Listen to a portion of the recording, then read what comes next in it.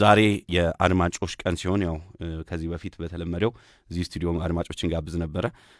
ያው ወደፊትም ይሄንን እንቀጥላለን። ቢያንስ እዚህ ተገኝተው አድማጮችም ሐሳባቸው እንዲሁም በቀጥታ ስልክ መስመርም ደግሞ ሌሎች አድማጮች የሚሳተፉበት ነው። ዛሬ በስልክ አሳትፋቸዋለሁ። እንግዲህ ከሰሞኑ መነጋገሪያ ከነበሩ ጉዳዮች አንዱ የሆነው ሐምሌ 8 የሚካሄደው የሀገራዊ ምክክር ጉባኤ ነው። እንግዲህ ለዚህም 8 አጀንዳዎች በዝርዝር አስታውቋል። የሀገራዊ ምክክር ኮሚሽን እንግዲህ በአዋጅ ተቋቁሞ ወደ ስራ ከገባ እንግዲህ 4 ዓመታት ተቆጥረዋል። በዚህ ሂደት ውስጥም በተለያዩ ምዕራፎች ማለት ነው ስራዎቹን ሲያከናውን ነበረ። እንደዚሁ ተሳታፊዎች ልየታ፣ እንደዚሁ አጀንዳ ቀረጻ፣ ሌሎች ጉዳዮችም ላይ ስራዎችን ሲያከናውን ቆይቶ አሁን ላይ ደግሞ ወደ መጨረሻው ምዕራፍ ላይ ይገኛል። ከዚህ በፊት ያው የሰራዎቹን ባለመጨረሱ የሕዝብ ተወካዮች ምክር ቤት ተጨማሪ ጊዜያትን በፈቀደለት ወይም ባጸደቀለት መሰረት አሁን ላይ ትልቁ የሚባለው ሀገራዊ ምክክር ኮሚሽን ያዘጋጀው 8ኛው ጉባኤ ወይም ለሐምሌ 8 የሚደረገው ጉባኤ 8 አጀንዳዎች በዝርዝር አስታውቋል። በቀዳሚነት የተቀመጠው የሀገር ግንባታ እንዲሁም የማንነትና የሀገር ባለቤትነት ጉዳይ ነው። በዚህ ውስጥም ታሪክና ማንነት፣ የጋራ ሀገራዊ ማንነትና እሴቶቹንም የሚመለከቱ ጉዳዮች፣ ሀገር ግንባታና ብዝሃነት አስተዳደር ጉዳዮች፣ እንዲሁም የቋንቋ ጉዳዮች፣ የባህል፣ የታሪክ፣ የቅርስ ጥበቃ ጉዳዮች እንዲሁም ሌሎችም በርካታ ጉዳዮች አጀንዳ ላይ ተቀምጠዋል። በአጀንዳ 2 የመንግስት አደረጃጀትና ቅርጽ እንዲሁም የፖለቲካ ስርዓት፣ የፖለቲካ ውክልናና የምርጫ ስርዓት ተቀምጠዋል። በዚህ ውስጥ የመንግስት አደረጃጀትና ቅርጽ እንዲሁም የመንግስት አደረጃጀት አስተዳደር ስርዓት አይነት፣ የራስን ዕድል በራስ መወሰን በቅንፍ ውስጥ እንደዚሁ የተቀመጡ ጉዳዮች አሉ። የዜግነት ጉዳይም ተቀምጧል። የብሔር ብሔረሰቦች ትርጓሜ አንቀጽ 39 ንዑስ አንቀጽ 5 ሕገ መንግስቱ እንዲሁም የፌዴራል መንግስትና የክልል መንግስታት መሪዎች የስልጣን ዘመን፣ የፌዴራልና የክልል መንግስታት ግንኙነት፣ የስልጣን ክፍፍል፣ የፌዴራልና የክልል መንግስታት የፊስካል እንደዚሁ ፌዴራሊዝምና የሀብት ክፍፍል ተቀምጧል። የክልል አስተዳደርና ወሰኖች እንዲሁም አዳዲስ ክልሎች አመሰራረት፣ የክልል አስተዳደራዊ ወሰኖች፣ በዚህ ውስጥ የህግ አውጪው አካል ወይም ፓርላማ አወቃቀርና ሚና፣ ህገ መንግስትን የመተርጎም ስልጣን፣ የህገ መንግስት ማሻሻያ ስርዓት አንቀጽ 104 እና አንቀጽ 105፣ የፖለቲካ ውክልናና የምርጫ ስርዓት ጉዳዮች፣ የአገሪቱ ምርጫ ስርዓት፣ የመድብለ ፓርቲ ስርዓት፣ የፖለቲካ ፓርቲ አደረጃጀት፣ የመንግስትና የገዢ ፓርቲ ሚናን መለየት፣ የምርጫ ክልሎች አወቃቀር፣ የፖለቲካ ፓርቲዎች የመንግስትን ሀብት አጠቃቀም እንዲሁም በአጀንዳ ቁጥር 3 የፌዴራል ከተሞች አዲስ አበባና ድሬዳዋ፣ የአዲስ አበባ ጉዳይ፣ የአዲስ አበባ ህጋዊ አቋም፣ አዲስ አበባ ከኦሮሚያ ክልል ጋር ያለው ግንኙነት፣ የአዲስ አበባ ከተማ የበጀት ድርሻ ጉዳይ፣ የፌዴራል ዋና ከተማ ጉዳይ፣ የአዲስ አበባ ፖሊስና ፍርድ ቤት ጉዳይ፣ የአዲስ አበባ ወሰንና የቦታዎች ስያሜዎች፣ የአዲስ አበባ ከተማ የሥራ ቋንቋ እንዲሁም 3.16 የአዲስ አበባ ከተማ ታሪካዊ ቅርሶች እና አካታች ጉዳይ በአጀንዳ ውስጥ የተካተቱ ናቸው። የድሬዳዋ ጉዳይ እንዲሁም የድሬዳዋ ህጋዊ አቋም፣ የድሬዳዋ ከተማ የወደፊት አስተዳደራዊ ሁኔታ፣ የህዝቦቿ ውክልናና ከኦሮሚያና ሶማሌ ክልሎች ጋር ያላት ግንኙነት፣ የድሬዳዋ በፌዴራል መንግስት ውክልና፣ ድሬዳዋ በፌዴሬሽን ምክር ቤት የሚኖራት ውክልናና ጉዳይ፣ እንደዚሁም አጀንዳ ቁጥር 4 የሃይማኖት ጉዳዮች፣ ታሪካዊ ቅሬታዎችና እርቅን የሚመለከቱ ጉዳዮች፣ በሴኩላሪዝም እና በሃይማኖት ነጻነት መካከል ጤናማ ሚዛን መጠበቅ፣ የሃይማኖት ነጻነትና ገደቦች፣ አናሳ የተከታይ ቁጥር ያላቸው የሃይማኖት ተቋማት ጥበቃ፣ ከባህልና ከሃይማኖት እሴቶች ጋር የሚጋጩ ድርጊቶች ጉዳይ፣ ታሪካዊ ቅሬታዎችን፣ እርቅን የሚመለከቱ ጉዳዮች፣ ታሪካዊ መገለልና ልዩ ተጠቃሚነት፣ የእርቅና ዕውቅና የመስጠት ሂደት፣ በሃይማኖቶች መካከል ስላለው ግንኙነትና አብሮ መኖር በተመለከተ፣ በሃይማኖቶች መካከል ያሉ ውጥረቶችና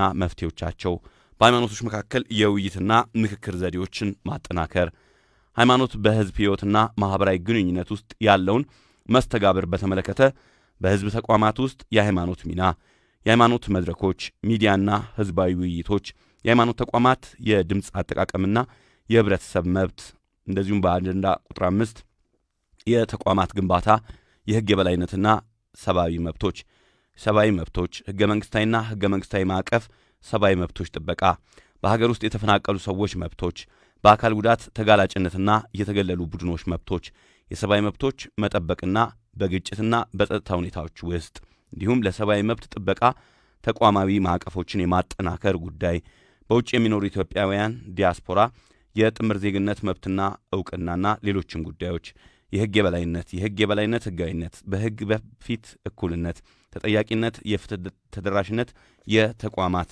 ግንባታ ሲገኙበት የዲሞክራሲ ተቋማት ገለልተኝነት፣ ነጻነትና ተደራሽነት፣ የፍትህ ተቋማት ነጻነትና ተጠያቂነት፣ የጸጥታ ደህንነት ተቋማት ነጻነት፣ ገለልተኝነትና አደረጃጀት፣ የሶስት የመንግስት አካላት ሚዛን፣ ነጻነትና ተጠያቂነት፣ የመገናኛ ብዙሃን ተቋማዊ ገለልተኝነት፣ ነጻነትና ተጠያቂነት፣ የሲቪል ማህበራት ነጻነት፣ ሚናና ተጠያቂነት እንዲሁም በአጀንዳ ቁጥር 6 ማህበራዊና ኢኮኖሚያዊ እንዲሁም የአርሶ አደርና አርብቶ አደር ጉዳዮች።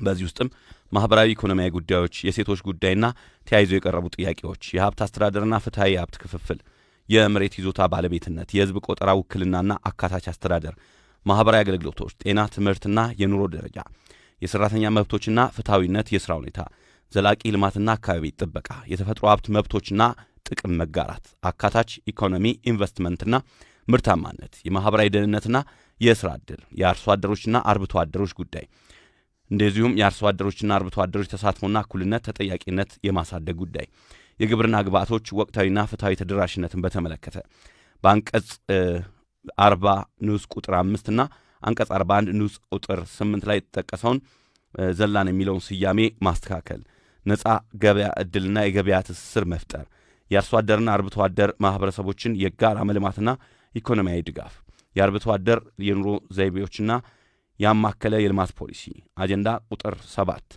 ሙስናና መልካም አስተዳደር፣ የመልካም አስተዳደር ችግሮችና የሙስና ጉዳዮች፣ የጸረ ሙስና ግንባታ፣ የመልካም አስተዳደር ስርዓት ግንባታ፣ የፍትሐዊ ፐብሊክ ሰርቪስ፣ በተለይ ፍትሐዊ ፐብሊክ ሰርቪስ፣ ፍትሐዊ አካታችነት ፐብሊክ ሰርቪስ፣ በብቃት ላይ የተመሰረተ የሰው ሀብት አስተዳደርና ቅጥር፣ ግጭቶችና መሳሪያ ያነሱ አካላትን በሚመለከቱ በዘላቂ ሰላም ስምምነቶች እንዲሁም በባህላዊ የግጭት አፈታት ዘዴዎችና እውቅና ማጠናከርና ዘመናዊ ውህደት እንዲሁም ባህላዊ እውቅናና ማዕቀፍ፣ የእርቅ የይቅርታ ጉዳይ፣ የተኩስ አቁምና ሰላም ስምምነቶች፣ የሽግግር ፍትህ፣ የሃይማኖት ሚናና በሰላም ጉዳይ ላይ ያተኮሩ እንግዲህ በስምንቱ አጀንዳዎች ውስጥ እነዚህ ዝርዝር ነገሮች ተቀምጠዋል። አጀንዳዎቹን እንዴት አገኛችኋቸው? እንዴት አያችሁት? እንግዲህ ቀጣይ ምዕራፍ ነውና የእናንተም ዝግጅት ምን ይመስላል? እንግዲህ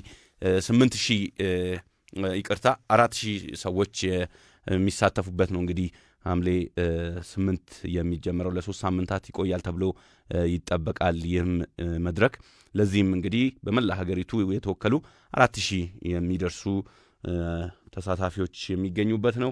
ለተሳታፊዎቹ የዝግጅት ቦታ እንደዚሁ ማረፊያም በሲቪል ሰርቪስ ዩኒቨርሲቲና በኮሚሽኑ በኩል የትብብር ስምምነት ተደርጓል። ከፍተኛ እንግዲህ ዝግጅት የተደረገበት የማጠናቀቂያው ምዕራፍ ደግሞ በጣም የሚጠበቅ ነው። ከዚህ አንጻር አጀንዳዎቹ እንዴት አያችኋቸው? ቀጣይ ምዕራፎች ውስጥ ላይ የዜጎች ሚና ምን መሆን አለበት? 0116392852 01163937 63 ላይ መደወል ትችላላችሁ። እናንተኑ እናስተናግዳለን። በቀጥታ የስልክ መስመሮቻችን እንዲሁም በማህበራዊ ትስስር ገጾቻችን በፌስቡክም በዩቲዩብ ቻናላችንም ይህንን ፕሮግራም በቀጥታ መከታተል የምትችሉ መሆኑን እንገልጻለን። ከዚህ ሰዓት ጀምሮ የመናኸሪያ ምልከታ የአድማጮች ቀን የአድማጮች ሰዓት ነው። አድማጮች ሀሳባቸውን የሚገልጹበት ነው። ሄሎ አድማጫችን። ሰላም። እሺ ማልበል ዳዊት ነኝ ሱራፌል። እንዴት ነህ? እሺ ሰላም ነው አለን ይመስገነው። እግዚአብሔር ይመስገን። እሺ እሺ በቅድሚያ ለእናንተም ለሚዲያውም ልባዊ ምስጋና ማቅረብ ፈልጋለሁ። በዚህ በተነሳው ርዕሰ ጉዳይ ላይ በተለይም የዚህ ሀገራዊ ምክክር ኮሚሽን ተስፋ የጣልንበት ልዩነትን አንድነት የምናመጣበት ህብረብሔራዊ አንድነታችን የሚመለስበት በኢትዮጵያ ግዛት አንድነት የማይደራደሩ ህዝቦችና ጠንካራ ሀገር መንግስት ለመገንባት ምቹ መደላደል እንደሚፈጥርም ይታወቃል።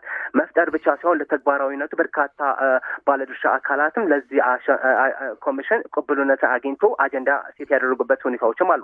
ይሄ ጥሩ ነው። ነገር ግን እነዚህ 8 የቀረቡ አጀንዳዎችን ባለፉት 50 ዓመታት የመጣንበት መንገድን ሊያርሙ ሊያስተካክሉ የሚችሉ አጀንዳዎች እንደሆነም ይታወቃል። ከነዚህ በፊት ግን አጀንዳው ጥሩ ሆኖ ሳለ ግን አጀንዳው ውስጥ ያሉ ጥያቄዎች ግን ነገር ግን መንግስት ሊፈታው የሚገባው ችግሮችም አሉ። እንደምናውቀው ይህ ኮሚሽን ተጠሪነቱ ለህዝብ እንደራሴዎች ምክር ቤት ነው። ነገር ግን ከጀርባቸው በጣም ብዙ ሚሊዮን ህዝብ ያለባቸው የተፎካካሪ የፖለቲካ ፓርቲዎች ለዚህ አጀንዳ ቅቡልነት እያሳዩም አይደለም። ለዚህ ደግሞ አመክንዮ የሚያነሱት ደግሞ ተጠሪነቱ ላይ ጥያቄ ምልክት ሲያቀርቡ ይታያል። ያም ሆነ ይህ ግን መመካከር አማራጭ የሌለው ምርጫ እንደሆነ ቢታወቅም ነገር ግን ኮሚሽኑ እነዚህ ዜጎች እንትኖች የተፎካካሪ ፖለቲካ ፓርቲዎች የሚያነሱትን ጥያቄዎችን ተቀብሎ አጀንዳው ሙሉና ምክክሩ ሙሉ እንዲሆን ከተፈለገ ከጀርባቸው ሚሊዮኖች አሉ።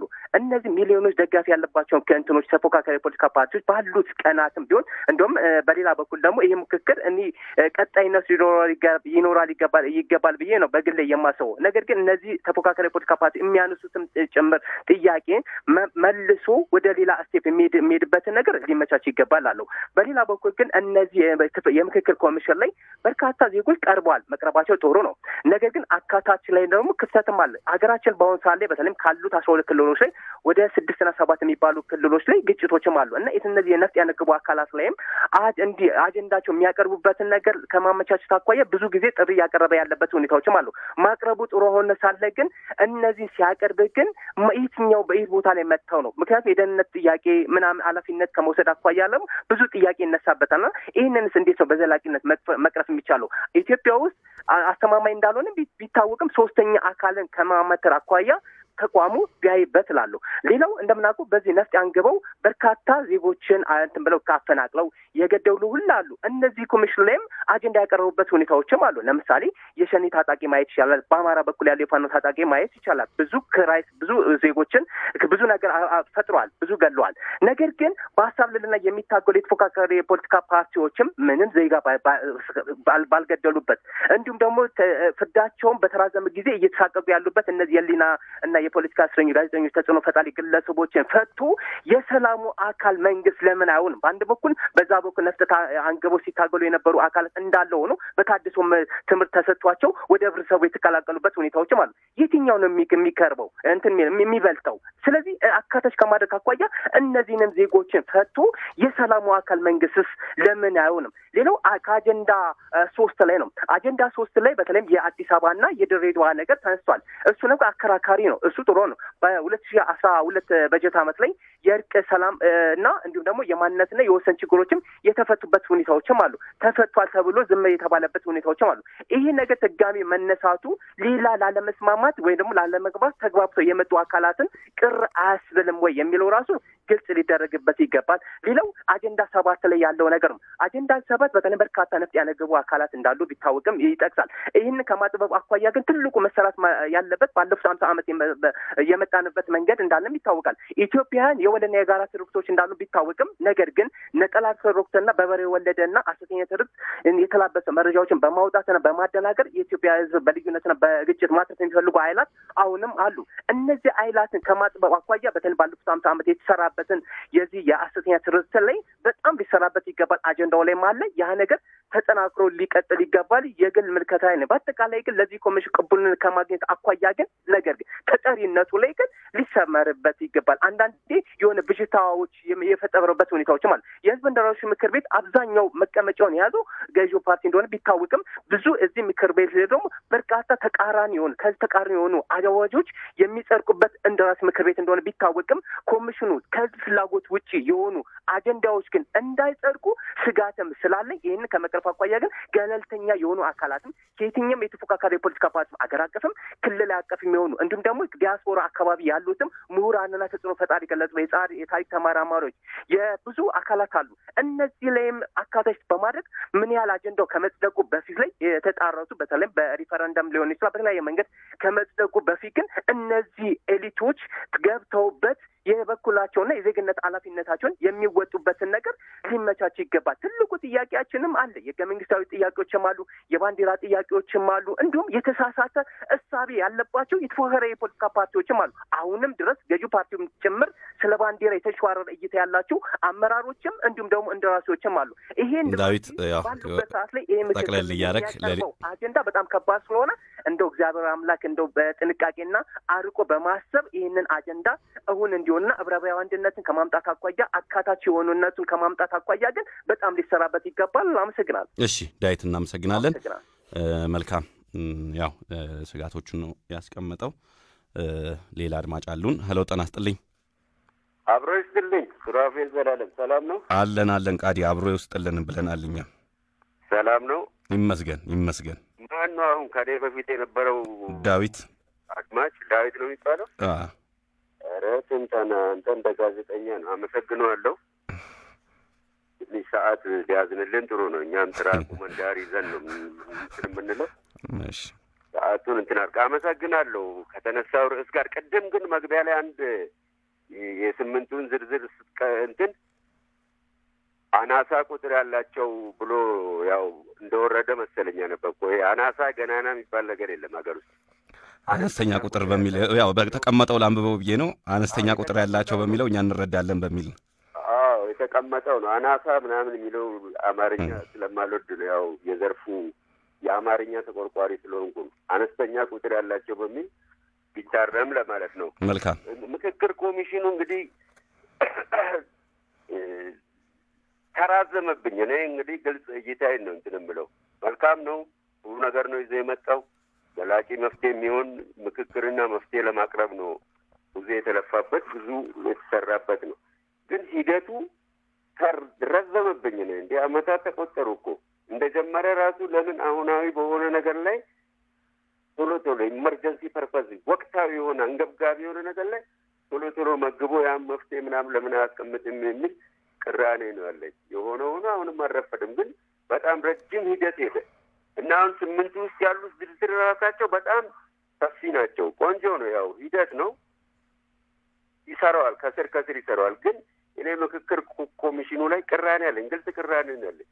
ወቅታዊ አንገብጋቢ በሆነ ነገር ላይ የሚሊዮኖች የህዝብ ጥያቄ የሆነ ነገር ላይ ቶሎ ፈጥኖ አልመገበም ለፓርላማ ቶሎ ይሄን ከስር ሂደቶቹ ሲስተካከሉልህ እኮ ነው መዋቅር ዘርግተህ ሰፊ ለውጥ የምታመጣው።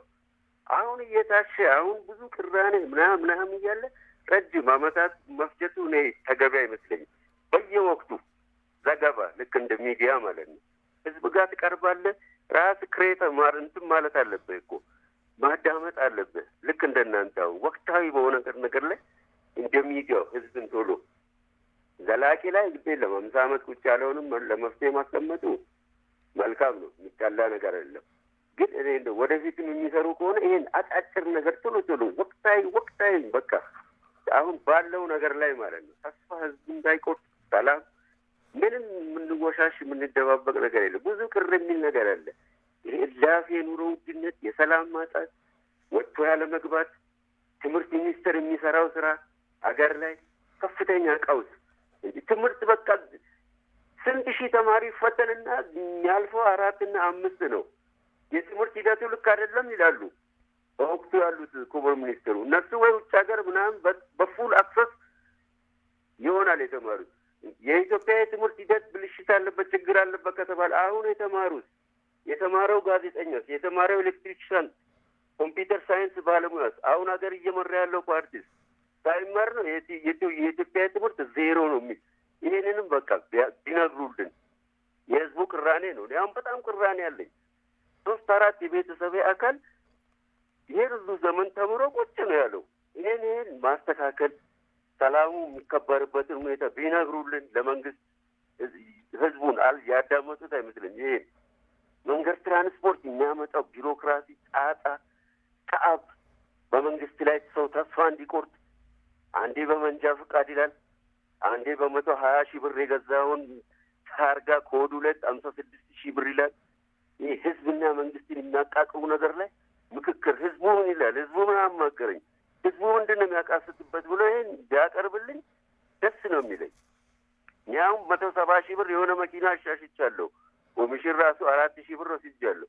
ለታርጋውን 56,000 ትቀየራለች። እንግዲህ ያው ደበረኝ ራሱ ኮሚሽኑን ራሱ በመልስለት ደስ ይለኛል። በጥስጥሳ ያወጣች መኪና እንዲሁ ልጆች ያደርሱበታል ብሎ ገዛ 56,000 ሊያወጣ ነው። ፍጹም ድሀ እንዳይኖር በቃ ድሀ የሚጫን ነገር መንግስት እንዲያስተካከል ምክክር ኮሚሽኑ የህዝቡን ሮሮ አዳምጦ ለመንግስት ቢያቀርብልን ነው። ወቅታዊ አሁናዊ መፍትሄ ላይም የበለጠ ያትኩሩልን። የተሳካ የስራ ጊዜ ይሆንላቸው። አመሰግናለሁ። እሺ፣ እናመሰግናለን ቃዲ ስለደወሉ። መልካም ቀን እንዲሆን ተመኝተናል። ከመናኸሪያ ሬዲዮ የመናኸሪያ ምልከታ ፕሮግራማችንን እየተከታተላችሁ ትገኛላችሁ። አሁንም አድማጭ አሉን መስመራችን ላይ። ሄሎ፣ ጤና ይስጥልኝ። ሄሎ። አቤት፣ ማን ልበል? ሰላም፣ ጸጋው እባላለሁ። እሺ፣ ጸጋው ሀሳቡን ያሳፍሩ። እሺ፣ ሁላችሁንም ሰላም ብያለሁ። እሺ፣ ወደ ጉዳዩ ስገባ እንግዲህ ያው ከኔ የተሻሉ ሰዎች የሚሰሩት ስራ ላይ አስተያየት መስጠት ያው በትህትና ነው የሚሆነው። ተለቅ ያሉ ሰዎች የስራ ልምዳቸውም በእድሜያቸውም አንጋፋ የሆኑ ሰዎች ናቸው ስራውን እየሰሩ ያሉት። ስለዚህ ያው የተረዳሁትን አስተያየት ለመስጠት ያክል ነው ይሄን የምለው። መጀመሪያ አስቀድሜ ለመናገር ነው። ይቻላል። ይህን ካልኩ በኋላ እንግዲህ 2014 አጋማሽ ላይ ነው ይሄ ኮሚሽን የተቋቋመው። የሚቀጥለው ዓመት ላይ 5 ዓመት ይሞላዋል። ቀላል ጊዜ አይደለም 5 ዓመት። ሰራዋለሁ ብሎ የተነሳቸውንም ነገሮች አስቀድሞ ተናግሯል። እስካሁን ድረስ ሄደውባቸው እንግዲህ አሁን የመጨረሻው ጎል የሆነ የመጨረሻ የማጠናቂያ ምዕራፍ ላይ እንደደረሰ እየነገረን ነው። እኔ በበኩሌ እኔ እንደማስበው የምክክር ኮሚሽን የሚባለው ነገር ሲቋቋም ያለኝ መረዳት ዋነኛው መሰረታዊ ነገር አሁን ከዚህ ከምክክሩ የሚገኘው ነገር የሀገር ግንባታ ዘላቂ የሆነ የሀገር ግንባታ ወይም ኔሽን ቢልዲንግ ለሚባለው ነገር ያው አስተዋጽኦ ለማድረግ ነው፣ ወይም ያንን የሚያግዝ ነገሮችን ለማድረግ ነው። ከዛ አንጻር ነው የምረዳው። ይሄን ደግሞ የምናደርገው ነው ደግሞ ምናልባት በእኔ አስተሳሰብ መሰረታዊ የምንላቸው ነገሮች 2 ነገሮች ናቸው። አንደኛው የህገ መንግስት ጉዳይ ነው። ሁለተኛው ነገር ደግሞ የታሪክ ጉዳይ ነው። እንግዲህ እንትኖቹ ምንድነው ነገሮች ናቸው ወይም የውይይት ተደርግባቸዋል የተባሉትን ነገሮች ሰምቻለሁ። በጠቅላላው በ8 ትልቅ ምድቦች ተከፍለው ሲዘረዝሯቸው ሰምቻለሁ። በእለቱ ማለት ነው በቀጥታ አንዳንዱ ነገር ለምሳሌ ህገ መንግስታዊ የሆኑ ጉዳዮች ላይ ወይም አሁን ባለው በስራ ላይ ባለው ህገ መንግስት ላይ የሰፈሩ ጉዳዮችን አስመልክቶ የሚደረጉ ውይይቶች አሉ። ለምሳሌ ብሔረሰቦች የሚባሉ ብሔርና ብሔረሰቦች የሚለው ነገር ትርጓሜው ምንድን ነው? በጣም አስፈላጊ ነገር፣ በጣም መሰረታዊ ነገር፣ አሁን በስራ ላይ ያለው ህገ መንግስት ያልመለሰው ጥያቄ ግን መሰረታዊ የሆነ ነገር ነው። ብሔርና ብሔረሰብ የሚባለው ምንድን ነው? በምን ነው የሚለየው? ማን ነው ብሔር? ማን ነው ብሔረሰብ? በመካከላቸው ያለው ልዩነት ምንድን ነው? ምን አይነት ፕሪቪሌጅስ አለው? ብሔር በሚሆንበት ጊዜ ምን አይነት ተጨማሪ ነገሮች አለው ማለት ነው? ወይም ደግሞ ምን አይነት ተጨማሪ ነገር ይኖረዋል? ህጋዊ የሆነ ነገሮች ይኖሩታል የሚለው ነገር እስካሁንም ግልጽ አይደለም። በምን መስፈርትም እስካሁን ሊደርስን አይታወቅም። እሱ ለውይይት መቅረቡ አንድ ነገር ነው። ይሄ በሆነበት ሁኔታ ግን አንድ የሚታየኝ ነገር ምንድን ነው? ውይይት ከተደረገ በኋላ በዚህ ነገር ላይ እንበልና መስማማት ላይ የተደረሰ እንበል፣ ውይይት የሚያደርጉት ሰዎች በአብላጫው እንበል እነኝህ ትርጓሜዎች ይሆናል ባሉት መንገድ ዘርዝረው አስቀምጡ እንበል። ፈጻሚነቱ በተመለከተ አሁን በእንዲህ አይነት መልኩ ከተረዳ ነው በኋላ ህጋዊ የሆነ ነገር ይቃኛል፣ ህገ መንግስታዊ የሆነው ነገር ይቃኛል በዚህ ማለት ነው። ከዛ በኋላ ወደ ትግበራ የሚገባበትን ነገር አስመልክቶ ግን በጣም የተወሳሰቡ ነገሮች ከፊት ለፊት አሉ። በተለይ ይሄ ነገር ለምሳሌ ብሔር ብሔረሰብ የሚለው ነገር ትርጓሜ ከተገኘ በኋላ ብሔራዊ ክልላዊ መንግስታት የሚባሉትን ነገሮች ያላቸው ስልጣን ይሄ ወሰንና እንደዚህ የሚባሉት ነገሮችም ምንነታቸው ህጋዊ ኢምፕሊኬሽን በሚኖረው ሁኔታ ነው የሚቃኙት ማለት ነው። ስለዚህ እንደዚህ ከሆነ በኋላ ወደ ተግባር ሲገባ አሁን ያለውን ህገ መንግስት ካለው አረዳድ ጋራ የተቃረነ እንዳይሆን የሆነ መበጀት ያለባቸው መንገዶች አሉ። ያን ተግባራዊ ለማድረግ ያለንበት ሁኔታ በጣም ውስብስብ ይመስለኛል። ለምሳሌ በቀላሉ በሰሜን ኢትዮጵያ ያለው ሁኔታ ህገ መንግስቱ መሻሻል ይኖርበት ይችላል በዚህ አጋጣሚ፣ ወይ ደግሞ የህገ መንግስቱ ትርጓሜ መለወጥ ይኖርበት ይሆናል። ስለዚህ ይሄ እንዴት ተደርጎ ተግባራዊ ሊደረግ እንደሚችል ከዚህ ከውይይቱ ባሻገር መወያየቱ አንድ ነገር ሆኖ ነገር ላይ የሆነ የጋራ ግንዛቤ መፈጠር ነገር ሆኖ ተግባራዊ የሚደረግበት ነገር ግን በተመለከተ በጣም ውስብስብ የሆነ ምናልባትም ደግሞ ባለንበት ጊዜ የሚፈታ የማይመስል መስሎ ይታየኛል። ሁለተኛ የታሪክ ጉዳይ ነው።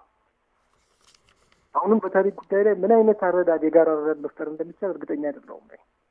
ምክንያቱም ኢትዮጵያ ውስጥ ባለው ሁኔታ አንዳንድ ታሪኮች ታሪክ ብቻ አይደሉም፣ ሃይማኖትም ጭምር ናቸው። ማለት እንደ ሃይማኖት እነኛን ታሪኮች የሚቀበሏቸው ሰዎች እንደ ሃይማኖታዊ ነገር የሚቀበሏቸውም ጭምር ናቸው። ስለዚህ የሆነ ነገር ላይ ተነጋግሮ በዚህ ነገር ላይ ኮመን የሆነ ግንዛቤ መፍጠር ሲባል ምን ማለት እንደሆነ ከውይይቱ ባሻገር ማለት ተግባራዊ የሆነ ውጤት በዛ በልኩ እንዴት እንደሚመጣ ውይይቱ እንዳለ ሆኖ ማለት ነው። ነገር ግን አንድ ነገር ይታየኛል ከዚህ ባሻገር እነኚህ ነገሮች እንዳሉ ሆነው ዋናው ዓላማ በጋራ በሰላም ዋናው ትልቁ ነገር በሰላም በጋራ መኖር ስለሆነ መነሻ የምናደርገው ነገር አለን። ኦልሬዲ ብንመለከተው በጣም የሚጠቅመን ነገር አለ። እሱም ምንድን ነው? በእንግሊዝኛው ዩዲኤችአር የሚባለው ዓለም አቀፍ የሰብአዊ መብቶች ድንጋጌ ነው። እነኛ መሰረታዊ ነገሮች ብንቀበልና እነኛን ነገሮች ሳንሸራረፍ በመጀመሪያው በኦሪጂናል በሆኑ ትርጓሜ መከተል ብንጀምርኛ ኢትዮጵያ ውስጥ ያለው ነገር የትኛውንም አይነት የተለያየ አመለካከት ቢኖረን እነኛን ድንጋጌዎች መሰረት አድርገን ያው የህገ መንግስቱም አካል ናቸው፣ ከዚህ በፊት የነበሩትም ህገ መንግስቶች አካላት ናቸው። በመጀመሪያው ፎርም በ1948 ፎርም እና በዛ በነበረው ትርጓሜ ይመጣል አዳርስ አድርገን በትክክል በዛ መንገድ ብንጓዝ አሁን ይሄ ምክክር ኮሚሽን ይሰራል ወይ ደግሞ ሊያመጣ የሚፈልገው ውጤት የሚመጣ ይመስለኛል። ይህን መሰረት አድርገን ብንነጋገር ማለት ነው። ከዛ ውጭ ግን እነዚህ ስፔሲፊክ የሆኑ ነገሮች ብዙ ውጣ ውረድ ያለባቸው ይመስለኛል። ተግባራዊነታቸውም እኔ አጠራጣሪ ነው። አመሰግናለሁ። እሺ ጸጋው፣ እናመሰግናለን። መልካም ቀን ተመኝተናል። ሌላ አድማጭ አሉን። ሄሎ፣ ጤና ይስጥልኝ። ሄሎ አቤት። ሰበረውን ተካቻለ አንድ ነገር አለ ሱሪ። እሺ ረዘመ ነው የምለው። እንደኔ እናቶች እያለቀሱ ነው። አዲስ አበባ ያለው ወጣት ክፍለ ሀገር ሄዶ ቤተሰቦቹን መርዳት መጠየቅ አልቻለም። ስለዚህ ይሄ ነገር ለምንድን ነው የሚረዝመው? ህዝብ እያለቀሰ ነው። በዚህ በአራቱም አቅጣጫ ሰላም የለም። አሁን በአሩሲ ውስጥ የምታዩት ነገር አለ። በዚህ በሰላሌ እንትን ይሄ ምንድን ሸኔ እያደረገ ያለውን ነገር ታያላችሁ። ደራ ውስጥ የሁሉ ህዝብ እንደዚህ እየሆነ ነው። ለምንድን ነው ሰው እያለቀና ሰው እየሞተ ቀን ቀጠሮ የሚሰጠው? ሱሬ ሁላችንም ለሰላም እስኪ እንደምንተነሰል ሁላችንም እስኪ ይበቃናል ብለን አንድ ሀገር ላይ አንድ ተማሪ 3 ዓመት አለመማር ማለት ምን ማለት ነው? ሴት ልጅ ባፈለገችበት መውጣት መግባት አለመቻሏ ምን ማለት ነው? ይህ ሁሉ ነገር ከፊታችን ተደቅኖ ለምንድን ነው ይቅር ተባብለን ፈጠን ብለን ወደ እርቅና ወደ አባቶቻችን አለብን እኮ አደራ እኮ እናትና አባቶቻችን የአያቶቻችን እኮ አደራ አለብን። ለምንድን ነው ያንን አደራ የተነጋ ነው? እኛ ለልጆች ነገር ምን ሀገር ነው የምናስረክበው? ሱሬ ምን ሀገር አለን ብለን ነው የምናስረክበው? እናትና አባቶቻችን እንደዚህ አልጋ ላይ ቁጭ ብሎ እያለቀሱ አባትን ልጅ መጠየቅ ታልቻለ፣ ማረስ ታልተቻለ፣ ምን ታልተቻለ እንዴት ሆኖ ነው ሀገር የሚሆነው? በጣም ረፍዷል። ይምጠን። ህዝብ ሰላም ናፍቆታል። ህዝብ ቤተሰብን መጠየቅ ናፍቆታል። የትግራይ ህዝብም ስቃይ ይበቀዋል። በቃ ወንድሞቻችን፣ እህቶቻችን፣ እናቶቻችን ናቸው። ትናንትና ተካፍለን እንጀራ ተበዳድረን የበላን ሰዎች ነን እኛ። ስለዚህ ሰላማችን ይሻለናል። ፖለቲከኞች እዛው ራሳቸውን ይቻሉ፣ የራሳቸውን ልጆች ያፈለገ ቦታ እያስተማሩና እንዳፈለገው እየሆኑ ለእኛ ቀን ቀጠሮ አይስጡን፣ ሰላማችንን ይስጡን። እኛ ሰላም ሰርተን መብላት ነው እንፈልገው፣ እኛ መጠየቅ ነው እንፈልገው፣ ሽሮ መበዳደር ነው እኛ አሁን ያቃተን እያለን ሰላማችንን የሚነሱን እነሱ ናቸው። እንዳፈለጋቸው ልጆቻቸውን ይሰጣል። ቀን አይሰጥ ሱሬ እግዚአብሔር ይስጣችሁ። እናንተም ለምታደርጉት ነገር አሁንና መናሪያ ለምታደርጉት ነገር እግዚአብሔር እድሜና ጤና ይስጣችሁ። ያሰባችሁ ተሳክቶን ነው ሀገራችን ኢትዮጵያ ሰላም ያርግን ለሁላችን። እሺ እናመሰግናለን። መልካም ቀን። ሌላ አድማጭ አሉን በቀጥታ ስልክ መስመራችን ላይ። ሄሎ ጤና ይስጥልን። ሄሎ ጌታዬ ሰላም ናችሁ? ሰላም ነን ሰላም ነን። ሰለሞን እንጂ ደብረዘይት ነው። እሺ ሰለሞን ሀሳቡን ይቀጥሉ። እሺ እኔ ያው መጀመሪያ የምክክር ኮሚሽን አባሎችን በጣም አመሰግናለሁ። ጥረት አድርገዋል፣ የተቻላቸውን ያህል ጥረት አድርገዋል። አሁን እስከዚህ ደርሰዋል። በጣም አመሰግናለሁ። አሁን ምን አለ መሰለ አንዳንድ ጥያቄዎች ያው ለምሳሌ እኔ ከአባላት አጀንዳ የሚያቀርቡ አባላት ጀምሮ የነበረው ምልመላ እንዴት እንደሆነ ለእኔ ግልጽ አይደለም። ምን አይነት የህብረተሰቡን አጀንዳ አቅርበዋል ወይ? እንዴት ነው አጀንዳ ለማቅረብ የቀረቡት የሚለው ራሱ አሁን ይሄ ግልጽ አይደለም። እንደገና ደግሞ አሁን ጊዜ በተራዘመ ቁጥር አጀንዳዎች እየበዙ መሄዳቸውም ሌላ ፕሮብሌም ነው። ሌላው ደግሞ መንግስት መስራት የሚገባው ለምሳሌ ምክክር ኮሚሽኑን ማገዝ የሚገባውን ስራ ለምሳሌ የሰላም ስራ አንዳንድ ነገሮች መስራት የሚገባውን ራሱ መንግስት ማገዝ የሚገባውን ሰርተዋል ብዬ አላስብም።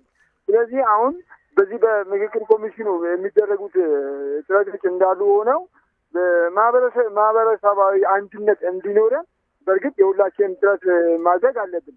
ግን ሊቀርቡ የሚችሉ አጀንዳዎች ሙሉ ቀርበዋል። የሀገርን አንድነት ማህበረሰባዊ አንድነትን፣ ዜግነትን የማይለወጥ ሀገራዊ አንድነትን ሊያመጡ የሚችሉ አጀንዳዎች ቀርበዋል ወይስ ፖለቲካሊ ብቻ እውቀት የፖለቲካ እውቀት ያላቸው እከሌ ተመርጠው የቀረቡ ናቸው አጀንዳውን ያቀረቡት? ይሄ ጥያቄ ነው። እኔ በግሌ የህብረተሰቡ ላይ ያለው ብዙ ጥያቄዎች አሉ። አሁን ቅድም ከኔ በፊት የገባው አድማጭ እንደተናገረው ብዙ ጥያቄዎች አሉ። እናቶች ታች ያሉ ህብረተሰብ የሚጠይቁ ጥያቄዎች አሉ። እነዚህ ጥያቄዎች ነው የቀረቡት ወይስ የፖለቲካ ሊቃና ተመርጠው አጀንዳ አቅራቢ ተብሎ የቀረቡት ናቸው የቀረቡት? ስለዚህ ይሄ ነገር ሊሳካ የሚችለው በምን ሁኔታ ነው? የህብረተሰቡ ጥያቄ ሙሉ ለሙሉ ካልተመለሰ የህብረተሰቡ ጥያቄ የሚያቀርበው አጀንዳ ሆኖ ካልቀረበ በተመረጡ አጀንዳዎች ተብለው የተወሰኑ አጀንዳዎች ተይዘው ምን ያህል ያስኬዳል የሚለው ነው። እንደምናየው ነው። ለምሳሌ ባለፈው በትግራይ እንኳን ብናይ እዚህ አዲስ አበባ ነው ምክክር የተደረገው። እንደነዚህ እየተመረጡ የሚመጡ አጀንዳዎች ምን ያህል ያስኬዳሉ የሚለው ጥያቄ ነው እና ለሁሉም ግን መንግስት ማገዝ የሚገባውን ነገር አግዟል ብዬ አልጠብቅም። በመንግስት የሚፈቱ ነገሮች ምክክር ኮሚሽኑ ሳይጠብቅ የሚፈቱ ነገሮች አሉ እና እነዚህ አጀንዳዎችን ለማስፈጸም ምክክር ኮሚሽኑን ማገዝ የሚገባን ያህል አልተሄደም። ስለዚህ በጣም በተለይ በህገ መንግስቱ ላይ በማንዴላ ላይ አሁን ትናንትና በተነገረው ዋና ከተሞች ላይ ያሉት ሁኔታዎች እንዴት መመለስ ይችላሉ የሚለው ለእኔ ጥያቄ ይገኛል እና እንደነዚህ አይነት ነገሮች መመለስ በእርግጥ ህዝባችን ሁሉም ባለበት ቦታ ላይ ሰላም ታጋሽ ህዝብ ነው። እስካሁን ድረስ ሁሉን ችሎ ጫንቃው ላይ አድርጎ ተሸክሞ ያለ ህዝብ ነው። ስለዚህ ለህዝባችን ሲባል ፖለቲከኞች መሳተፍ የሚገባቸው ተሳትፈው ነገሩ ወደ በጎነት እንድናመጣ የምንፈልገው። አመሰግናል። እሺ እናመሰግናለን። እኛም መልካም ቀን ተመኝተናል። ሰለሞን አድማጮች ከመናኸሪያ ሬዲዮ የመናኸሪያ ምልከታ ፕሮግራማችን ነው እየተከታተላችሁ የምትገኙት። አሁንም አድማጭ እናስተናግዳለን። ሄሎ ጤና ይስጥልን። ሄሎ ሱላፊ ቤት ማን ልበል? ምትኩ ከሽሮ ሜዳ ነኝ። እሺ ምትኩ ሀሳቡን መቀጠል ይችላሉ።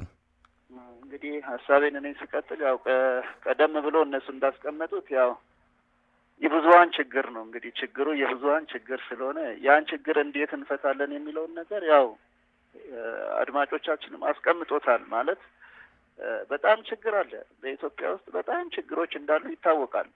ለሁሉም ግልጽ ነው እና ምን ለማለት ነው የፈለግኩት ይህ አሁን የተቋቋመው ኮሚሽኑ ያው ጥረት ያደርጋል። ጥረት ቢያደርግም ለሱ በር የከፈተለት ሰው የለም። አሁንም ቢሆን በር ከፍቶ እሱን ያዳመጠ ሰው አለ ብዬ እኔ አልወስደውም። ለምን በር የከፈተለት ሰው ስለሌለ ማለት ነው። አሁን በትግራይም ብትሄድ፣ በአማራ ክልልም ብትሄድ፣ በደቡብ ክልል አሁን የተወሰነ ሰላም ያለው እዛ እንበልና እዛም አካባቢ አሁን ሁከቶች እየተፈጠሩ ነው። በሲዳማ ብንሄድ አሁን ሁከት እየተፈጠረ ነው። አሁን ይሄ ኮሚሽኑ ከተፈጠረ በኋላ ነው የሰላም እንትን የመጣው። እንደነዚህ አይነቶችን ነገሮች ከስር እኛ ካልቀጨ ነው የቱ ጋ ነው ይሄ ነገር እየተካሄደ ያለው? የቱ ጋ ነው ሰላም እየወረደልን ያለው? የቱ ጋ ነው የምክክር ኮሚሽኑ እየሰራ ያለው የሚለውን ጥያቄ ያስነሳል። እዚህ አዲስ አበባ ብትመጣ አዲስ አበባ ላይም ብዙ ችግር አለ ሱራፌል፣ እናውቀዋለን። እዚህ ጋር አሁን በልማት ምክንያት የሚነሱ ዜጎች አሉ። እነዛ ዜጎች የት ነው የሚገቡት? ብዙ ምሬት አለባቸው። እነዛን አቤት ብሎ የጠየቀ ሰው የለም።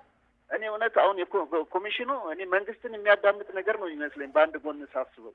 ለምን ብትለኝ እዚህ ጋር የሚነሳው ዜጋ የት እንደሚወድቅ የት እንደሚነሳ አያውቅም። በቃ ዝም ብሎ ተነስ ከተባለ መነሳት ነው፣ ተኛ ከተባለ መተኛት ነው በቃ ይሄ ሰው። ስለዚህ የቱ ጋር ነው ኮሚሽኑ እየሰራ ያለው? የቱ ጋር ነው? ሁሉም ዜጋ ነው፣ ኢትዮጵያዊ ነው። እዚህ ጋር ጨረቃ ቤት ተነሳ ይባላል። አዎ ጨረቃ ቤት ነው። ይሄ ሰውዬ ኬት አምጥቶ ነው የሰራው? ኢትዮጵያዊ አይደለም? ገበሬውስ ቢሆን ሽጦለት አይደለም እንዲህ ይህን ነገር እየሰራ ያለው ያ ሰው? ይህም መካተት አለበት። እንደነዚህ አይነቶች መካተት መንግስት የቱ ጋር ነው ትኩረት ያደረገልን? አንድ ኮሚሽኑም ቢሆን የቱ ጋር ነው ትኩረት አድርጎ? አንድ ጦርነት ብቻ አይደለም እሱ ትኩረት አድርጎ መሄድ አለበት። ሰላም ሲባል በሁሉም ዘርፍ መንቀሳቀስ አለበት። ስለዚህ ይህን ሰላም ማምጣት ያለብን ማንን? እኛ ተመካክረን። አሁን የኢትዮጵያ ሕዝብነት ሰላም ኖሮት ነው አሁን እንትን ብሎ ያለው? ይህን ማየት አለበት ኮሚሽኑ። አልተንቀሳቀሰም አይደለም፣ ይንቀሳቀሳል። ግን በር የከፈተለትም የለም። በር ለከፈተው ደግሞ ልቡን ሰጥቶ የሚያዳምጥለት ዜጋም የለም ብዬ ነው የሚወስደው በራሴ በኩል። በጨረቃ ቤት አሁን እየፈረሰ ያለው ቤት እንግዲህ ስንትና ስንት ተማሪ ነው ከዛ ስር እየተፈናቀለ ያለው? ስንቱ ነው እየወጣ ያለው እየተሰደደ ያለው? እዚህ አዲስ አበባ ላይ ራሱ ይሄን አዳምጦታል ወይ? ይሄን ተከታትሎ ለማን ነው ሪፖርት የሚያደርጉት? እኔ ግራ የሚገባኝ እሱ ብቻ ነው። በተረፈ ፕሮግራሙ በጣም አሪፍ ነው። በዚህ ቀጥልበት ሱራፌል። እንደዚህ አይነት ነገሮችን መቀጠል አለብህ ማለት አድማጭም ስለሆንን እንደገና ደግሞ ለህዝብም አንተ ደግሞ ተሰሚ ስለሆንክ ጆሮአችን ስለሆንክ የህዝብ ጆሮ ስለሆንክ አንተ በዚህ መቀጠል አለብህ። በዚህም እንኳን ትንሽ እንተፍስ ብለን ነው እኛ የምንተነፍሰው። ሌላ የሚያዳምጠን ሰውም የለም። የተማረው ቀበሌ ውስጥ ያለው የትም ያለው ብትናገረው አንተን ዞር ብሎ የሚያይ ሰው የለም። እውነታውን እንደዚህ አይነት ነገሮች አሉ። ስለዚህ እንደነዚህ አይነቶችን አንተ ቃኝተህ እንደዚህ አይነት ነገሮች ስታቀርብ በጣም ደስ ይላል። እኛ በቃ ለእኛ የልባችን መናገሪያ በቃ እንትናችን አንተ። ስለዚህ ላመሰግን እፈልጋለሁ በዚህ አጋጣሚ። እሺ ምትኩ ከሽሮ ሜዳ እናመሰግናለን። አድማጭ ሌላ አሉን አሁንም በቀጥታ ስልክ መስመራችን ላይ። ሄሎ ጤና ይስጥልኝ። አብሮ ይስጥልን ሱራፌል። ጤና ይስጥልኝ። እንደምን አለ? አለው ይመስገነው። ማን ልበል? ታደሰ ነኝ። እሺ ከምዕራብ ሸዋ። አዎ እሺ ይቀጥሉ። ሱራፌል አመሰግናለሁ። ለፕሮግራምን ያለኝን አክብሮት ለመግለጽ እፈልጋለሁ። በመቀጠል የምክክር ኮሚሽኑ አለኝ የሚለውን አወጣዋቸው የሚለውን 8 አጀንዳዎች አቅርቧል። እሱም በቂ ናቸው ለምክክራችንና ሀገራችንን ወደፊት ሰላም ያወርድልናል ብለን ባንገምትም አሁን ባለው ሁኔታ ይበቃል ባንልም ጥሩ ሄዶበታል የሚል ግምት ነው ያለኝ። ነገር ግን ሱራፌል በዚህ አጋጣሚ አንድ መረሳት ያለበት ነገር አሁን ነጥቦችን ወዲያው በመግለጫው እኔ አንድ በአንድ እያዳመጥኳቸው እየጻፍኳቸው ነበር ሳዳምጣቸው የነበረ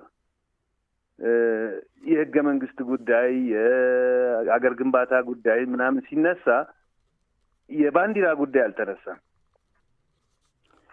በተለይ ይሄ እዚህ የባንዲራ ጉዳይ የሚያጨቃጭቃቸው 3 ግሩፖች አሉ ሱራፌል ሀገራችን ላይ። ልብ ብለህ እሱን ነገር ወደ ውስጥ ገብታ አይተው እንደሆነ እነዚህን 3 ግሩፖች ሊያስማማ የሚችል የምክክር ጉባኤ በዚህ ጉዳይ ላይ መወያየት መቻል አለብን። ከተወያዩና የባንዲራውንም ጉዳይ ከቋጨን ሀገራችን ሰላም ሊሆንልን ይችላል። ዞሮ እኛ የምንፈልገው እኮ ይህን ውይይት እከሌና እከሌ የያዙትን አቋም ወደ አንድ መስመር አምጥተን አርቀነው የተወሰነ አንተም በዚህ ሂድ አንተም በዚህ ሂድ የሚለውን እስቲ ወይ ሁለታችንም በዚህ እንሂድ በሚለው ተስማምተን ያለችንን አንድ ሀገር እንድንገነባ ነው የሚፈለገው እንጂ ሌላ የምንፈጥረው ምንም ተአምር የለም።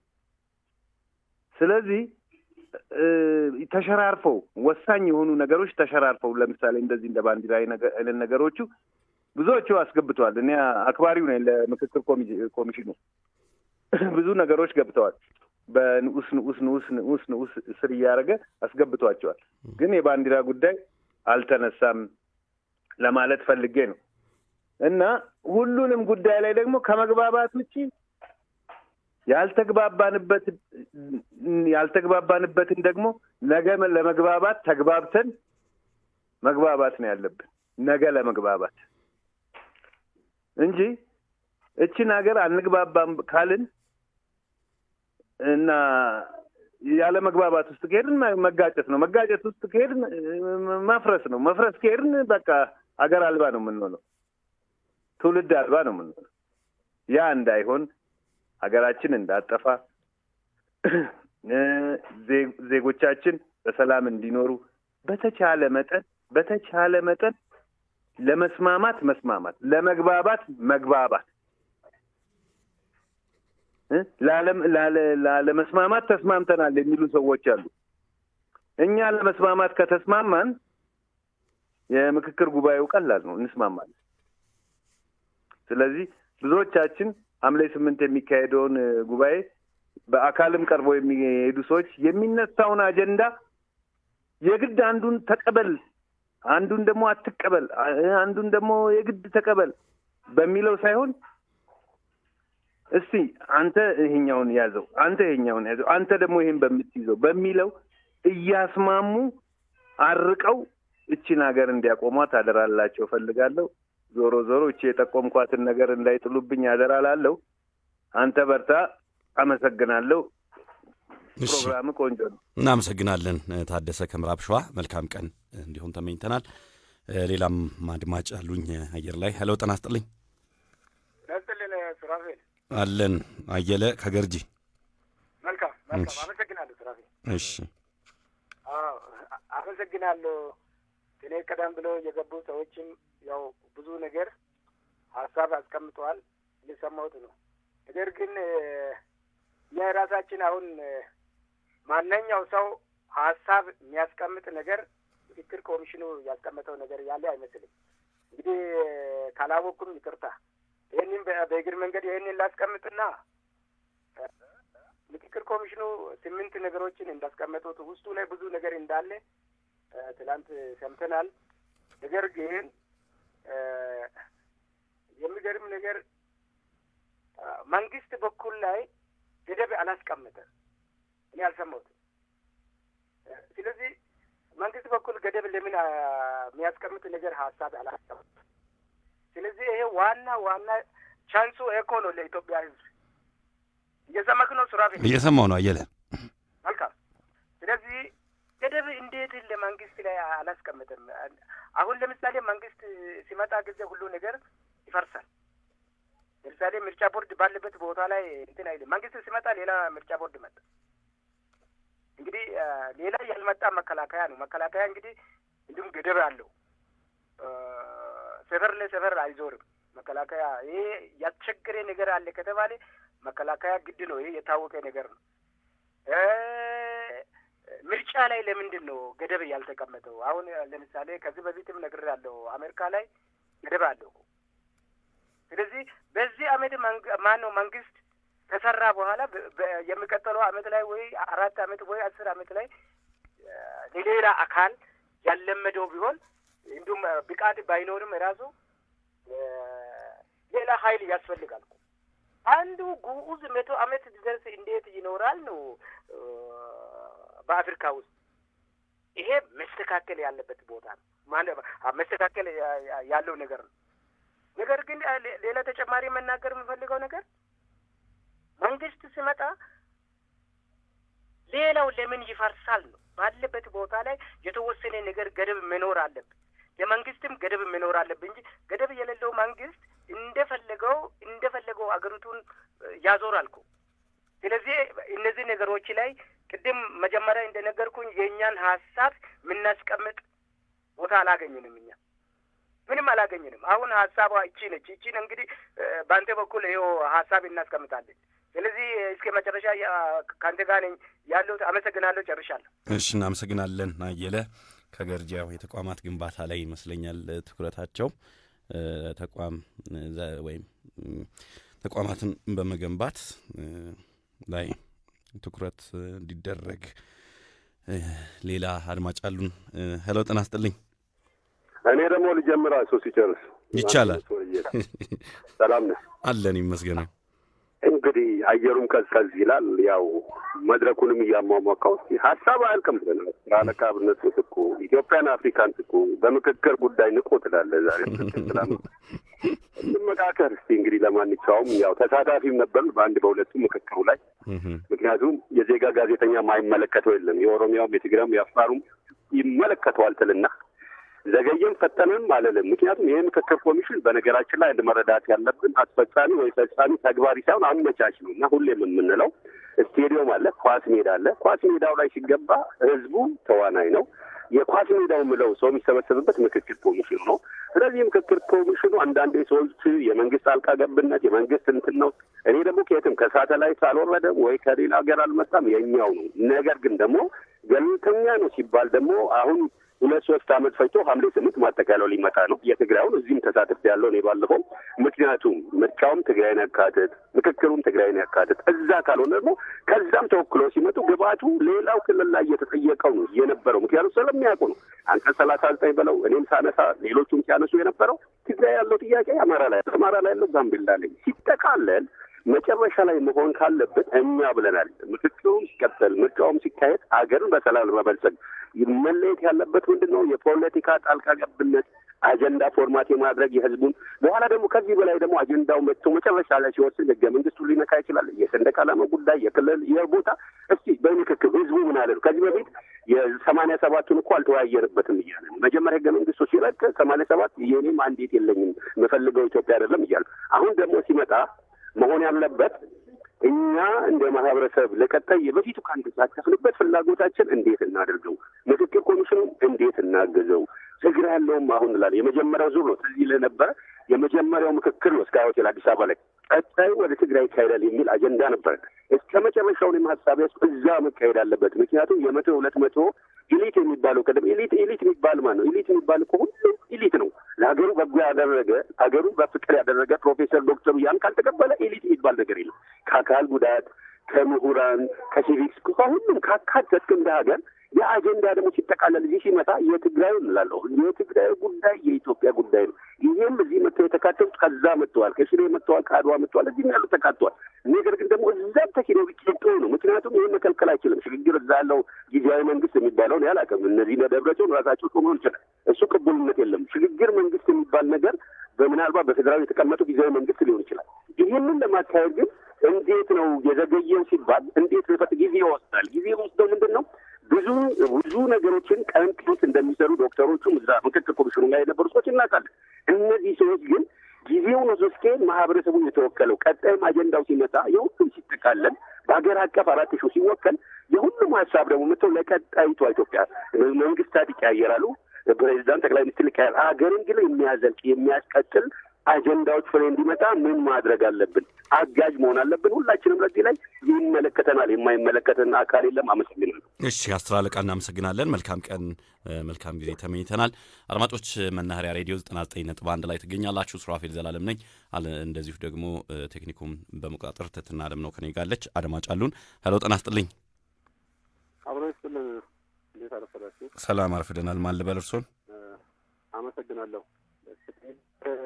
እንግዲህ በዚህ የምክክር ኮሚሽን አብዱ ነኝ ከሰበታ። እሺ አብዱ፣ የዚህ ምክክር ኮሚሽን ስንፈልገው የነበረ ነው። ዜጎቿን መመካከር እኛ ዜጎቿን መመካከር አለብን የሚለውን የረጅም ጊዜ ፍላጎታችንን ነው። እስከ መቼ በሸክና በመጠራጠር የጎሪጥ እየተያየን ይችን ሀገር በመቀጠል ያልመቀጠለዋን እርግጠኛ ሳንሆን ከዚህ ምድር እናልፋለን የሚለውን ነገር ነበር ትልቁ።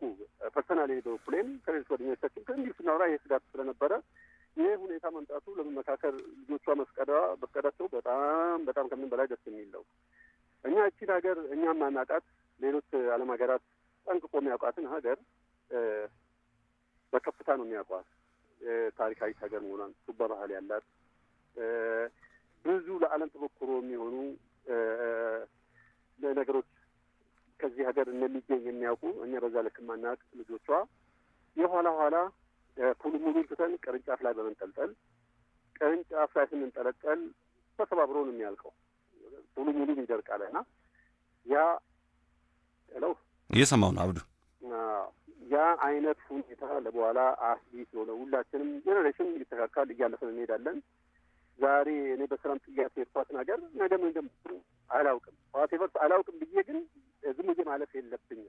ተስተካክሎ ልጆች መታደጎች ፕላትፎርም አመቻችተን ማለፍ ግዴታ ስላለብን በጥሞና ተከባብረን መደማመጥ፣ መነጋገር ችግር ሌላ ችግር ይፈጠራል። በዚህ ምድር ላይ ቀዳዳ በሙሉ ተዘግቶ አይቻልም። ደፍኖ ይኖራል። ይህንን እየተከታተሉ ሶልቭ ማድረግ ነው ትልቁ ነገርና የጋራ ናሽናል ኮንሰፕት ብሔራዊ ስሜት እንዲኖረን ብሔርና ቋንቋ ላይ ብቻ መመስረት እነዚህ ነገሮች ሚንስ ኦፍ ኮሚኒኬሽን መሆናቸውም መረዳት በጣም የበዛ ነገር አግነንም ከፍ አድርገንም አላስፈላጊ ዲቦች የሚያስከፍል ነገር ውስጥ መግባት እንደሌለብን ያተጓጉ ችግሮቻችንን መቅረፍ መቻል እኛም ሰዎችና ሶሻል አኒማል ነን። ምን ያህል በግሩፕና በጋራ የሚታዩ ነገሮችን እሱን ነገር የጋራ ስሜት እንዲኖረን ነው። ሌላኛው ወቅታዊ ምናምን ነገር የሚሰሩ ነገሮች እንግዲህ የተለያዩ ኮሚሽነሮች አሉ፣ ኮሚሽን ቤቶች ይኖራሉ። ላይክ ሰብአዊ መብት አለ፣ እንባ ጠባቂዎች ምናምን አሉ። እንደዚህ ወቅታዊ ነገሮችን በዛ መከታተል ይሄኛው ተቋርጧል። የአብዱ ከሰበታ መስመር እንደገና ከደወሉ እናስተናግዳለን። ሱራፊል እንደምን አደርክ? ይመስገነው። ማን ልበል? አብዱ እባላለሁ ከውንጌት አካባቢ ነው። እሺ አብዱ ሰላም ነው? እግዚአብሔር ይመስገን ሱራፊል። መልካም ሀሳቡን መቀጠል ይችላሉ አብዱ። እሺ እና መጀመሪያ አንተንም መናኸሪያ ሬዲዮንም አመስግኜ ነው የምገባው። በወቅታዊ ነገሮችን እያነሳህ አድማጮች አስተያየት እንዲሰጡ ስለምታደርግ ለአንተ ምስጋና ይገባሃል። እሺ አመሰግናለሁ አብዱ። መመካከር ይገባል። ሁለትም ሶስትም ሆነን ስንጣላ እኮ በሀገር ሽማግሌም እኮ እንታረቃለን እኮ እኛ እኮ የመመካከር ባህል እኮ አለን። ከሌላው ሀገር ተመክሮ ይዘን እንምጣ እንላለን እንጂ እኛ እኮ የመመካከር ተመካክረን ሰላም የማውረድ የመግባባት ባህልና ልምድ ያለው ህዝብ ነው የኢትዮጵያ ህዝብ። የተመሰረት ነው እኛ አሁን እንለያይ አንለያይ። የሚያለያዩን ማን ናቸው? የስልጣን ጠመኞች፣ ስልጣን የጠማቸው፣ ስልጣን ፈላጊዎች፣ የስልጣኑን አልጋ የሚናፍቁ ሰዎች። በአፄ ኃይለ ሥላሴ አስታውሳለሁ እኔ በአፄ ኃይለ ሥላሴ አፄ ኃይለ ሥላሴን ለአገሪቷ እንዴት አድርገው እንደቆሙ ታሪክ እየዘረዘርኩ አልሄድም። ስናቅላላ አሳስቧል። ደርግ መጣ። ደርግም ሲመጣ ውዝግብ ያሁሉ ከያፓ ጋር ሜሶን ስንት መከራ ነው ሀገር ያሳለፈች። ወያኔ የሚባል መከራ ላይ ወደቅን። የባህር በር የሚያሳጣ አንድነት የሚያፈርስ ስርዓት ላይ ወደቅን። አሁን ደግሞ ይሄኛው ስርዓት መጣ። እንምከራለን። ከዚህ በፊት ስማቸውን ጠቅሼ ይናገራሉ። ሁልጊዜ ስለ መመካከር ይናገሩ ነበር። ዶክተር መራራ ጉዲና ዛሬን ምክክሩ ላይ የሉም። ምንድን ነው የሚፈለገው? መምከር ነው እንጂ መነጋገር ነው እንጂ ትንሽ ነው መምከረኛ የሚያስፈልገን። በእውነት የተመሰረትንበት ተጋብተን ተዋልደን በጋብቻ በአማራ በኦሮሞ ሳንለያይ እያንዳንዳችን የኢትዮጵያ ብሔር ብሔረሰቦች አንድ ሆነን የተመሰረትን ህዝብ ነን። እሱ ነው እንደውም አጽንቶ ያኖረን እስካሁን ድረስ። ያ ባይሆን ኖሮ እንደ ሌሎች ሀገሮች ቢሆን ኖሮ ሱዳንን ነበር የምንኖረው። እንደገና ማየት ያለብን ጎረቤቶቻችን እዚህ እኮ ባለመግባባት እየፈረሱ ነው። በሁለት ጎራ ተከፋፍለው ወታደሮቹ፣ ወታደራዊ ጄኔራሎቹ ያ ዕጣ ፈንታ ኢትዮጵያ ላይ እንዲመጣ ነው የምንፈልገው። ዛሬ ሱዳናውያን ስደት ላይ ነው ያሉት። ከቤንች በረራቸው ተናቅለዋል። ሀብት እያላቸው፣ ወርቅ እያላቸው፣ ነዳጅ እያላቸው ያን ቀን ነው ወደ እኛ እንዲመጣ የሚፈለገው። ለምንድን ነው የማንመክረው? ስለ ምክክሩ የቀረበውን እነሱ የምክክሩ አቅራቢዎች 8 ነጥብ እኔም ተከታትየዋለሁ። ያመኑበትን የተመካከሩበትን አቅርበዋል። ያንን እኔ በበኩሌ አልቃወምም።